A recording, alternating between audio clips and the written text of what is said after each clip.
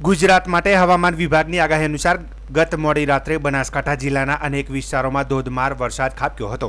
ખાસ કરીને ધાનેરા તાલુકા અને આસપાસના ગ્રામ્ય વિસ્તારોમાં ભારે વરસાદથી ખેતરોમાં પાણી ભરાઈ જતા તેઓ બેટમાં ફેરવાઈ ગયા હતા।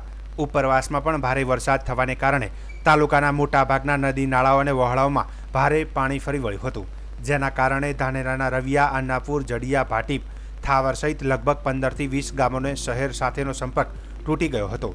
વરસાદના કારણે માર્ગો પર પાણી ભરાતા વાહન વ્યવહાર અટકી ગયો હતો અને લોકોએ અગત્યની અવરજવર માટે પણ મુશ્કેલીનો સામનો કરવો પડ્યો હતો। ઘણા ખેડૂતોના ખેતરમાં વાવેલ પાક તથા બિયારણ પાણીમાં ધોવાઈ જતા તેમને ભારે નુકસાનનો સામનો કરવો પડ્યો છે। જો કે કેટલાક ખેડૂતોને આશા છે કે ભારે વરસાદ બાદ આવતી સિઝનમાં ખેતી માટે પૂરતા પાણીનો જથ્થો રહેતા ખેડૂતોને લાભ મળી શકે છે। આ સાથે જ ધાનેરા પંથકમાં આવેલા રેલ નદીમાં આ ચોમાસા દરમિયાન આજે છઠ્ઠી વખત નીર આવ્યા હતા અને વરસાદનું પાણી ધાનેરા શહેરની અંદર સુધી ફરી વળ્યું હતું, જેના કારણે નીચાણવાળા વિસ્તારોમાં પાણી ભરાવાની સ્થિતિ સર્જાઈ હતી।